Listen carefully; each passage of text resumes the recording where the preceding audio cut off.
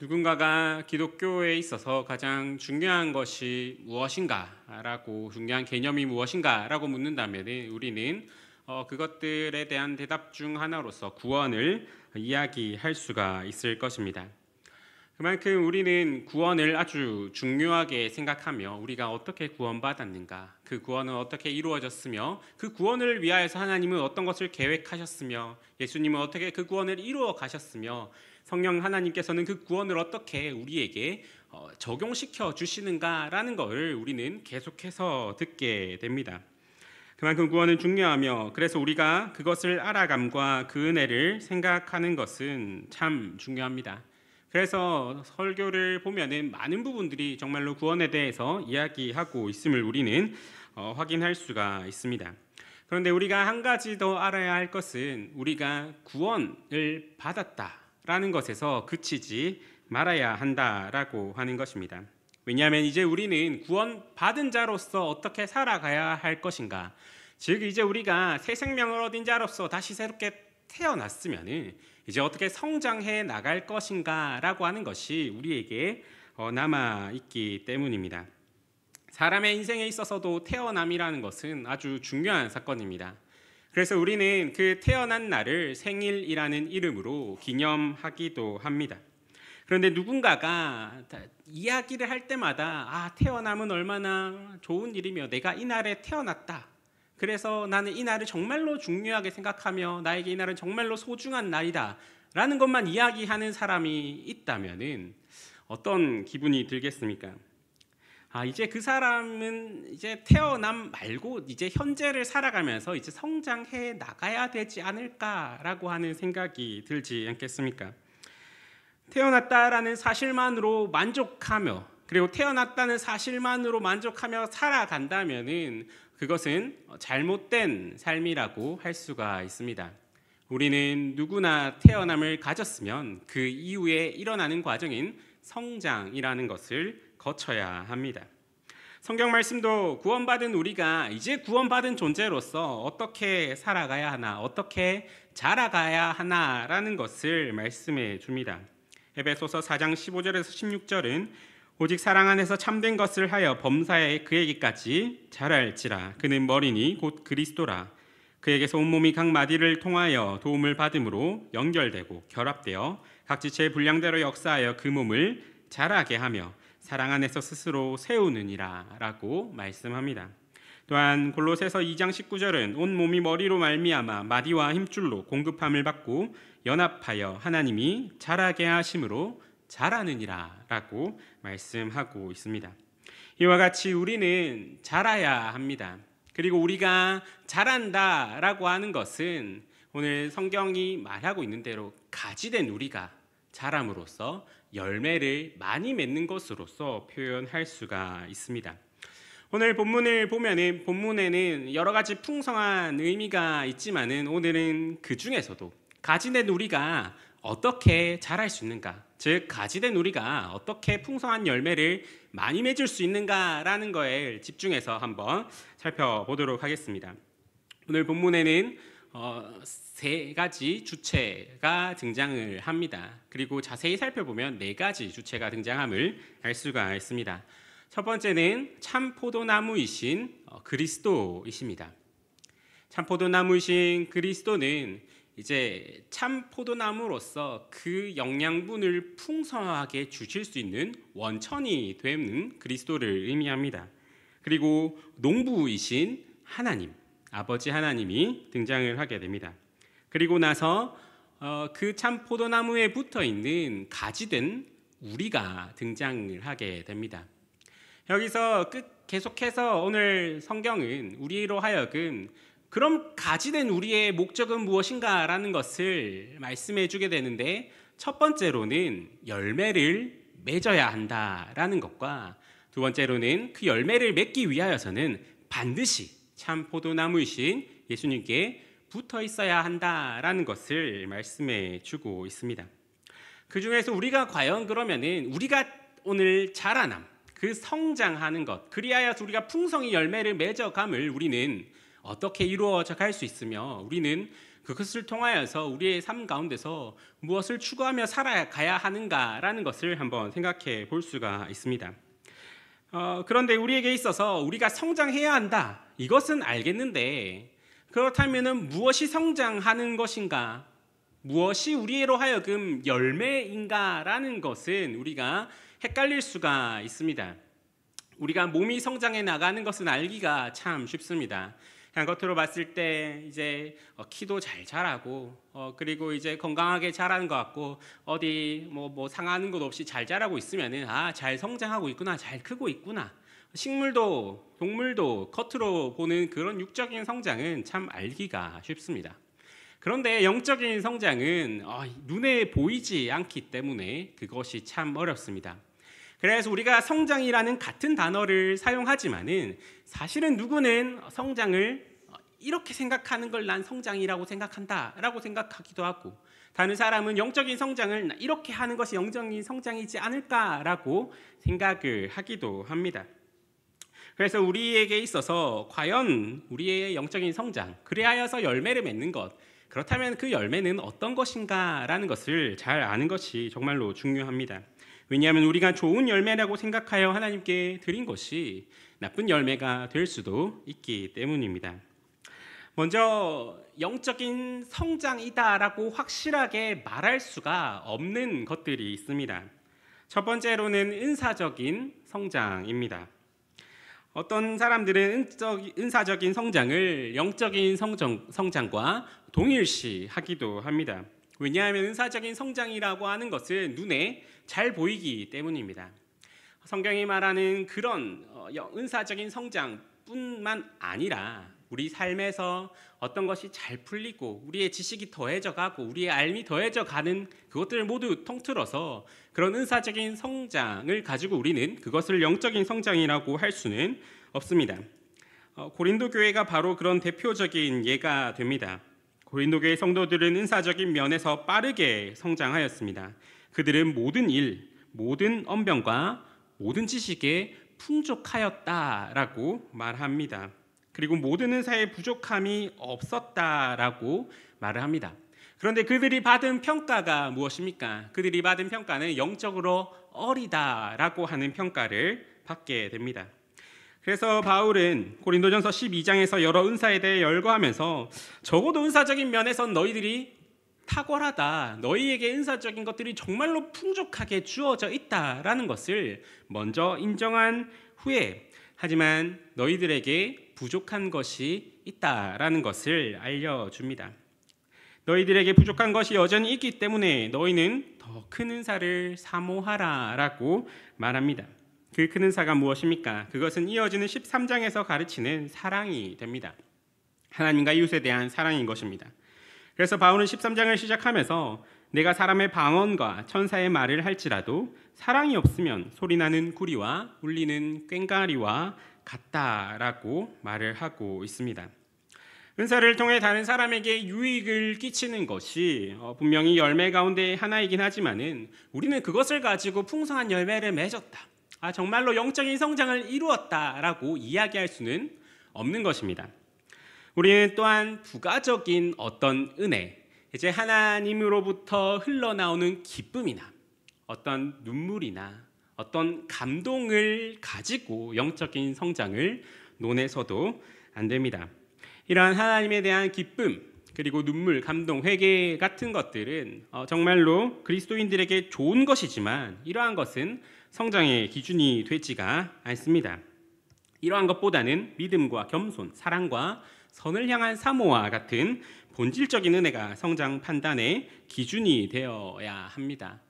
이러한 것이 성장의 기준이 되지 못한다라는 것을 가장 잘 보여주는 예가 있습니다. 바로 청소년 수련회에서입니다. 제가 어릴 때 이제 여름, 겨울 매 수련회를 가게 됩니다. 그럼 거기서 드려지는 어떤 집회와 경건회와 기도회 가운데서는 정말로 지금은 상상하지도 못할 많은 일들이 일어납니다. 정말로 열기가 대단합니다.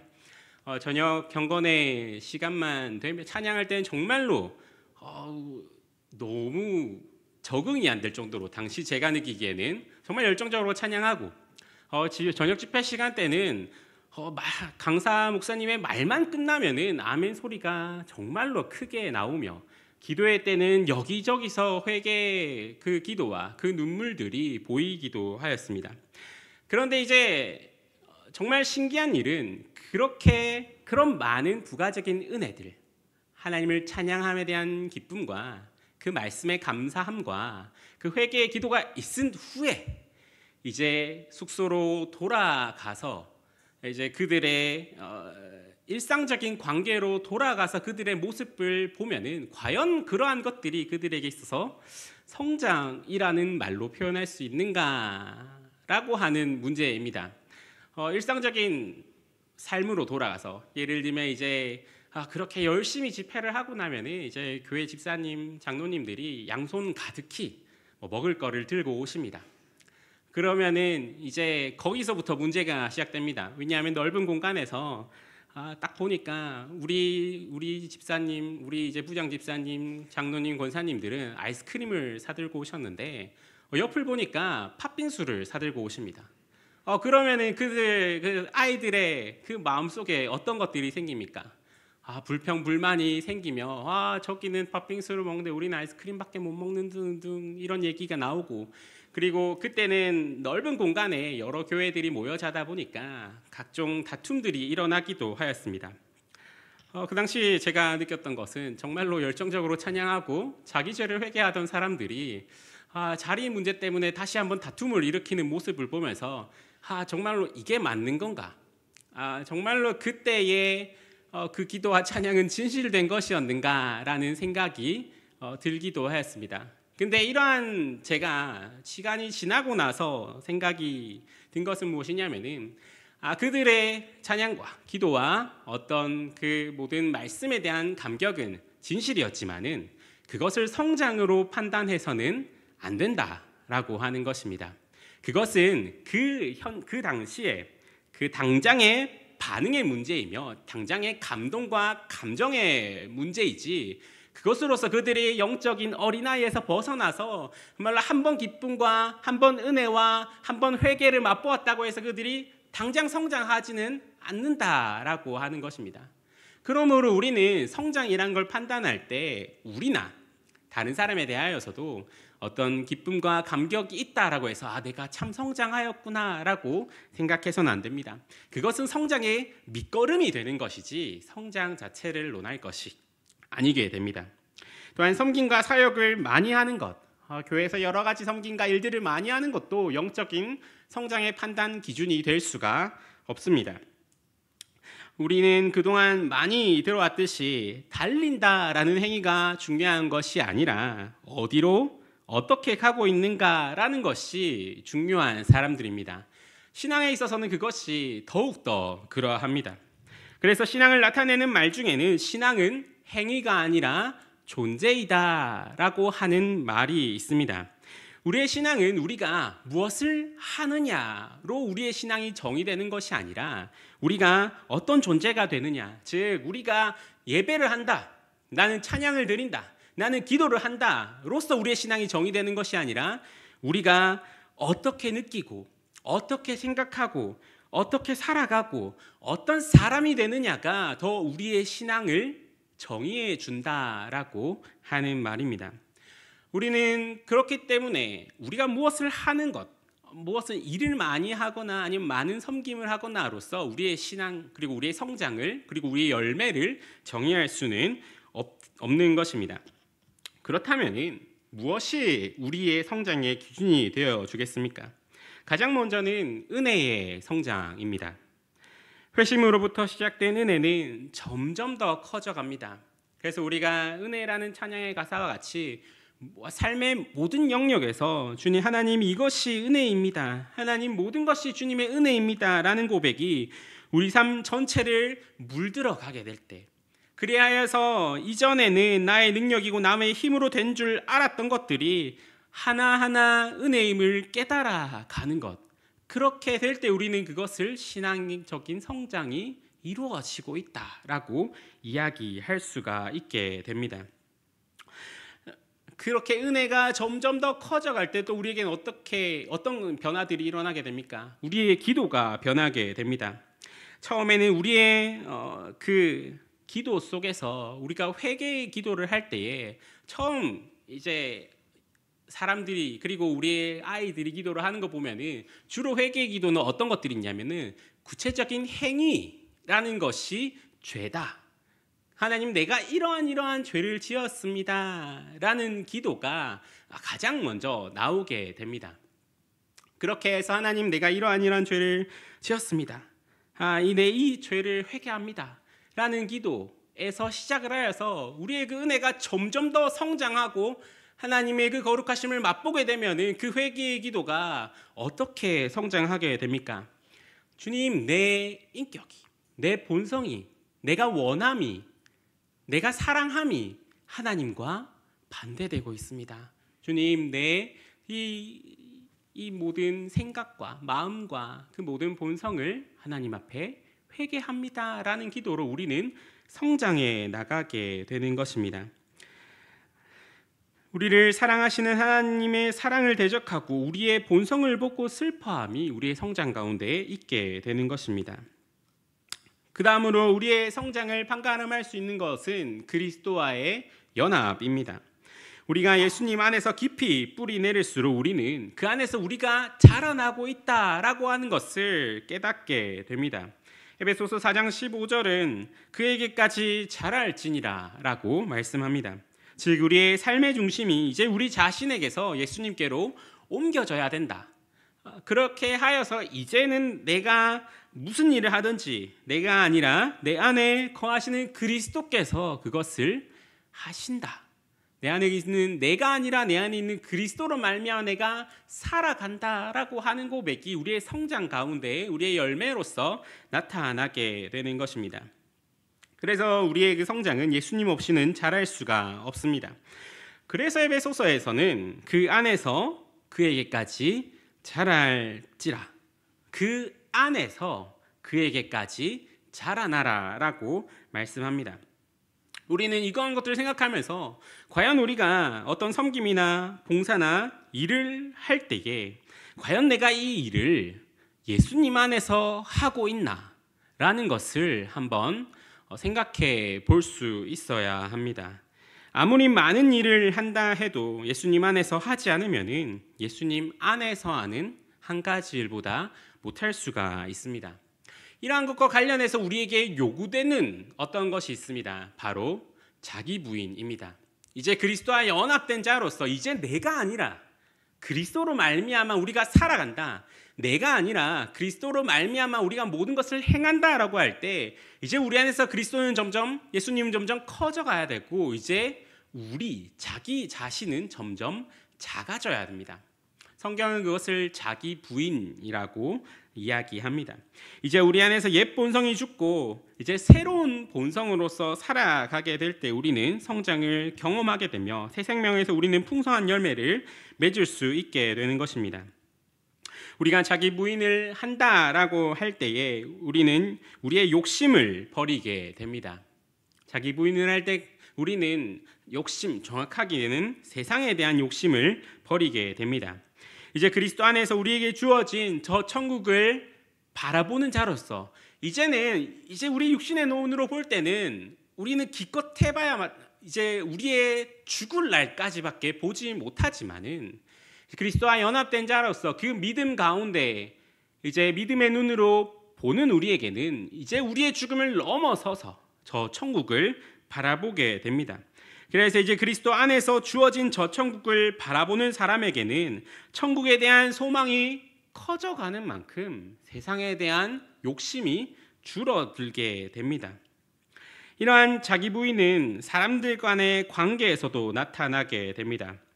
고린도전서 3장 3절은 너희 가운데 시기와 분쟁이 있으니 어찌 육신에 속하여 사람을 따라 행함이 아니리요 라고 말씀하고 있습니다. 우리에게 시기와 분쟁이 왜 일어나게 됩니까? 시기와 분쟁이 일어나는 것을 한번 자세히 살펴보면 각자의 원함이 있습니다. 내가 이것은 포기할 수 없다, 혹은 내가 이것을 주장한다라고 하는 그 자신의 원함과 그 바람이 있습니다. 그래서 시기와 분쟁 가운데서 그 분쟁을 함을 우리는 이렇게 이야기할 수도 있습니다. 나는 이 관계보다 내 원함이 더 중요하다라고 할 수도 있습니다. 시기와 분쟁이 일어나면 어떻게 됩니까? 관계가 파괴됩니다. 그렇게 하여서 얻어내는 것이 과연 우리에게 어떤 유익이 있겠습니까? 제일 안타까운 사실은 이 시기와 분쟁이 교회 안에서도 일어난다라고 하는 말입니다. 시기와 분쟁이 교회 안에서 일어날 때 사실은 시기와 분쟁이 교회에서 일어난다라고 하는 만큼 모순된 말이 없습니다.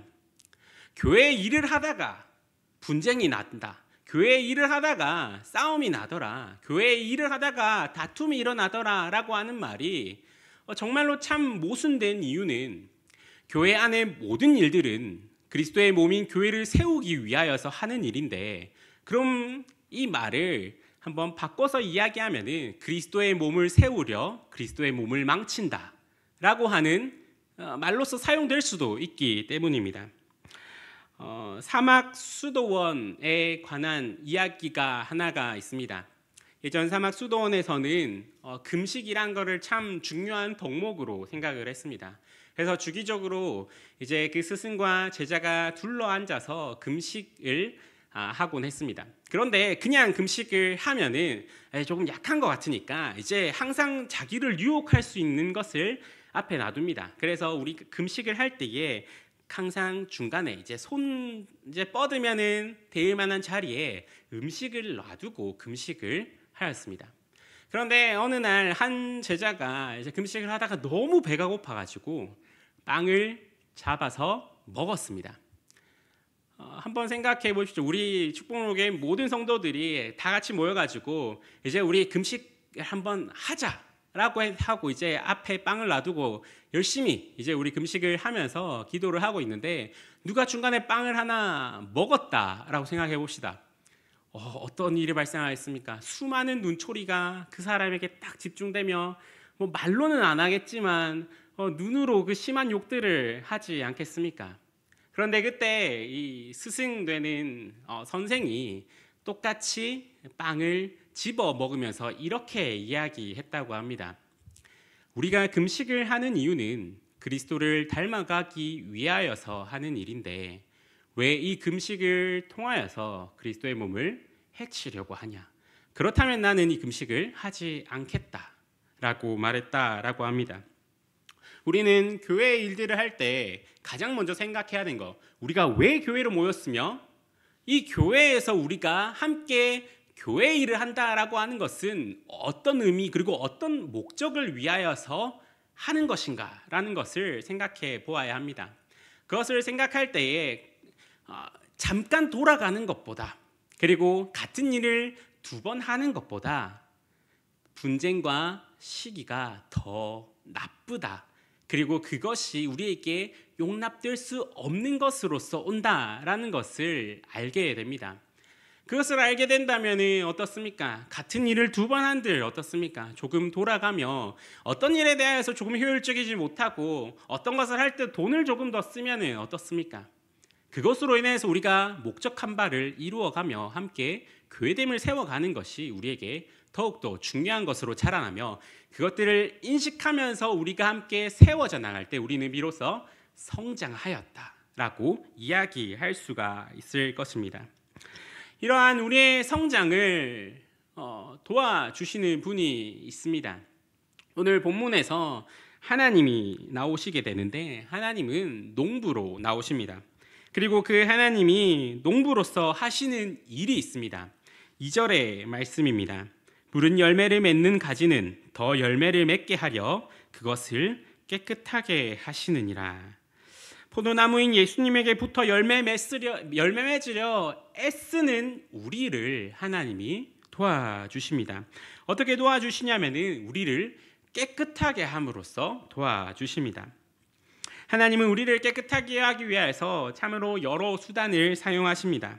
때로는 우리의 고난을 사용하시기도 하십니다. 우리의 고난을 통하여서 하나님은 인도하심의 은혜와 인내를 배우면서 정말로 우리가 붙잡아야 되는 것이 예수 그리스도의 은혜이며 우리가 있어야 하는 것이 예수 그리스도 아님을 알게 해 주십니다. 그렇게 함으로써 우리에게는 오직 예수님께 붙어 있을 수밖에 없다라는 것을 알게 해주시며 우리의 참된 힘이 오직 예수 그리스도 안에 있음을 보여주십니다. 하나님은 또한 때로는 자비하심으로써 우리를 깨끗하게 하십니다. 어떤 때는 사람이나 상황을 우리 삶에 불러오셔서 우리가 더욱더 예수님께 온전히 의지하며 그 하나님의 사랑을 풍성히 느낄 수 있도록 만들어 주십니다. 하나님은 이처럼 때로는 고난으로 때로는 자비하심으로 우리를 겸손하게 하시며 자라나게 하십니다. 또 하나님은 말씀을 통하여서 우리를 깨끗하게 하십니다. 설교를 통해 전달된 말씀을 통해서 우리의 영혼을 씻으십니다. 본문 3절에서도 너희는 내가 일러준 말로 이미 깨끗하여졌으니 라고 말씀하고 있습니다. 말씀이 우리에게 올 때 정말로 그 말씀이 하나님의 말씀으로서 우리에게 올 때 우리에게 어떤 일들이 일어나게 됩니까? 말씀은 죄를 드러냅니다. 그 말씀을 통하여서 죄가 드러나게 되며 우리는 그 말씀으로써 그 죄를 대적하게 됩니다. 전에는 죄에 대해 알지 못했던 사람이 말씀을 통해 죄가 얼마나 나쁜 것인지를 깨닫게 되고 죄를 책망하고 비난하는 말씀을 듣고 죄에 대해서 분노하게 됩니다. 그리고는 돌아서서 죄를 죽이기 위해 노력하게 됩니다. 하나님이 이렇게 선포되어지는 말씀을 통하여서 우리의 죄를 깨닫게 하며 그 말씀을 붙들고 죄를 대적하게 하십니다. 그리고 때로는 묵상한 말씀을 통해 그렇게 하시기도 하십니다. 특별히 마음에 와닿는 구절이나 새로운 진리의 말씀을 마음속으로 묵상하며 곰곰이 생각하게 할 때에 하나님께서는 그 말씀에 초점을 맞추게 하심으로써 우리를 깨끗하게 하십니다. 오늘은 이 말씀으로써 내일은 저 말씀으로써 날마다 새롭게 내가 예수님이 없이는 살아갈 수 없구나. 예수님이 붙들어 주심 없이는 나 혼자서는 이리 치고 저리 칠 수밖에 없구나. 나는 너무 연약하여서 그 붙잡아 주심 없으면 살아갈 수가 없구나라는 것을 깨닫게 해 주시는 것입니다. 우리의 신앙의 여정은 구원의 선물로 끝나서는 안 됩니다. 오히려 거기서부터가 시작이 되어야 합니다. 갓 태어난 아이가 성장해야 하는 것처럼 우리도 영적으로 성장하여 날마다 예수님과 가까워져서 그 예수님으로부터 주시는 풍성한 은혜를 받아 열매 맺는 삶을 살아야 합니다. 우리의 살아가는 삶 속에서 우리 자신의 힘이 아니라 예수님 안에 거함으로 열매를 맺는 참 포도나무에 잘 붙어 있읍시다. 그리하여 풍성한 열매를 맺으며 그 열매가 하나님의 사랑과 은혜의 증거로 빛이 나게 합시다. 우리 모두가 더욱더 계속 성장하기를 바랍니다. 우리 자신의 유익이나 우리 자신이 인정받기 위해서가 아니라 그 열매로 하나님의 영광을 드러내 하나님의 기쁨이 되기를 원합니다. 그러한 삶으로 계속 성장해 나가며 오직 참 포도나무이신 그리스도께 붙어 있음으로써 풍성한 열매를 맺으며 살아가는 저와 여러분이 되기를 간절히 소망합니다. 이렇게 기도하시겠습니다. 사랑의 하나님 아버지, 창세전부터 우리를 택하여 주시고 그 계획하신 대로 인도하여 주시고 죄악 가운데 어디로 갈지 몰라 방황하는 영혼을 붙잡아 주셔서 주의 그 가지로 삼아 주심에 감사합니다. 오직 우리가 다른 곳에서는 힘을 얻을 수 없으며 오직 예수 그리스도를 통하여서만 모든 힘을 얻으며 살아있음을 느낄 수가 있사오니 더욱더 주님께 붙들리게 하시고 주님께 달려있어서 주님 주시는 양분으로서 우리의 풍성한 열매를 맺으며 살아가게 인도하여 주시옵소서. 그래서 주님께 꼭 붙들려 있음으로써 어떠한 파도나 어떠한 풍파에도 흔들리지 않는 그런 믿음을 허락하여 주시고 그리하여서 그 결국 맺어내는 그 풍성한 열매가 주님께 영광이 되고 주의 기쁨이 되는 그러한 열매가 되게 주여 인도하여 주시옵소서. 오늘도 살아계시고 우리 함께해 주신 예수 그리스도의 이름으로 기도드립니다. 아멘.